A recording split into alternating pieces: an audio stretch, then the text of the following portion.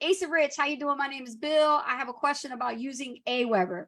I'm working on building up my list of contacts, which is going well, but right now I'm using the email system built into the affiliate program I'm in, but it only allows me to send 30,000 emails per month. Here's my dilemma. I currently have 4,500 subscribers on my list. Well, good for you. That's awesome. And they keep growing, which is a good thing. But I want to know, according to you guys, what do you think is best? Should I continue to pay for the upgrade so I'm allowed to send those emails, or should I switch to AWeber and have my own autoresponder? Ooh, that's a good question. I mean, when somebody's first getting started, depending on what system you're part of, you know, sometimes they have built-in autoresponders and everything else like that, but there is a danger with that. And the reason why is because you don't know how long that autoresponder's been around for. And what happens is a lot of affiliates use the same autoresponder, and autoresponder gets taxed. And what I mean by that is you start to you know, get your emails thrown in the spam a lot easier, right? Right. Like we know of one program that, you know, you don't really see the inboxing all the time. It's because it's been around for literally almost 20 years, right? So that email system is just taxed out. I mean, once in a while you get lucky, it gets inboxed, but in the majority, people don't see those emails.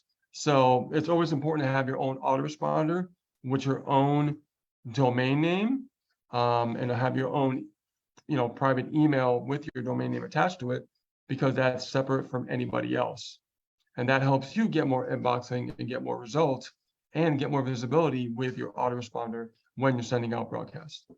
I couldn't agree more with you. You know, there are these systems, and we've been part as super affiliates in these programs, and, you know, they do have that built-in auto response system, but we've always done, you know, while they're zigging, we would zag, right? We'd be like, you know, we're not relying on systems. We would always be like, no, we're not going to pay anything extra for that. If we can actually control our business, that would be worth it. But when it comes to those systems, you don't have any control. That's why it's recommended, Bill, that you do get your own autoresponder. So I'm with Rich on that one.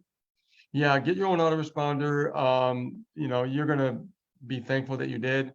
You'll have a lot more control. You could do some segments that we talked about in previous episodes. Yes. A lot more control of your leads, how you communicate with them, and how you separate them by behavior.